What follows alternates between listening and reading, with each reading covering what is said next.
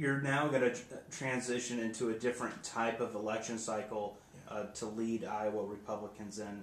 Can you talk about basically you have almost 2 election cycles crammed into one, right, with straw poll caucus, which is a huge election in itself, and then another, a presidential election and another general election.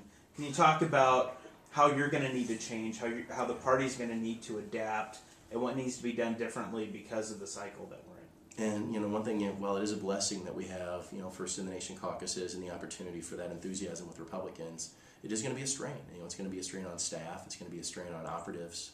There's really no time to rest between plays. We're going right back in. But I think the opportunity to do it right, if we maximize, financially what we're able to do with the caucuses, be it at the straw poll or otherwise, I honestly think we can build a statewide organization coming right off of the February caucuses. Kind of a mini victory program that we can expand the closer we get to the general election.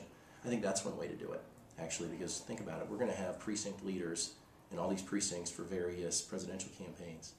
Wouldn't it be great to convince at least one of them in each of those precincts to turn right into the Republican Party leader in that precinct in February and just start organizing already? Because think about what Obama's folks are going to do, that Organizing for America outfit. You know that they're going to be doing the same exact thing. And if we're going to win Iowa in those electoral votes, it's going to be hand-to-hand, precinct-by-precinct combat.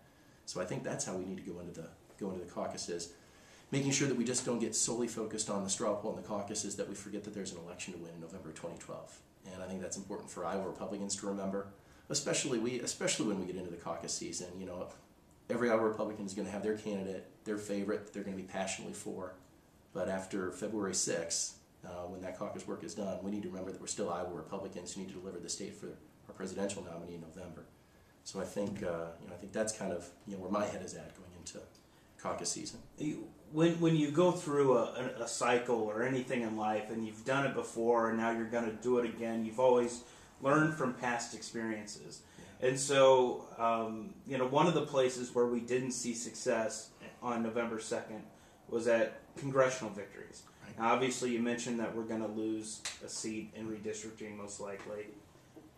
What do you see as things that we can do to change that maybe we can find success in knocking off a Democrat incumbent? We came close, but we didn't get the job done. Are there things that you see that we could do more of, that we could maybe change and tweak a little bit, where you think there's opportunities for Iowa Republicans to find success? I do, and one of those areas is resources. One thing that happened, especially with Dr. Miller Meeks and Ben Lang, is those 2 races developed very late.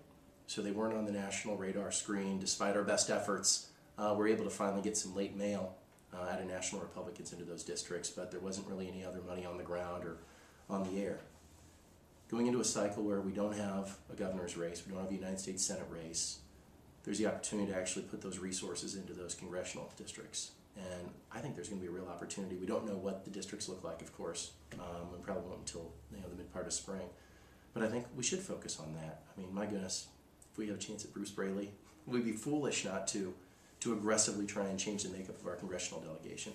But I think resources are the biggest issue there, because you're looking at $2 million, kind of the going rate if you're going to challenge an incumbent in an environment that will likely be improved for Democrats. It's a presidential year. All our modeling historically says that there are more Democrats that will turn out in a presidential year, so we need to make sure that we're prepared to deal with that. Just final question, in terms of your central committee, have you gotten good feedback about your decision to run for another term? I have. I'm in the middle of calling around to the committee. Still have a couple I haven't had a chance to connect with yet, but based on the public commitments that I've seen in print and the commitments that I've been given over the phone, I'm confident where we are. Great. Thanks. Thanks, Craig.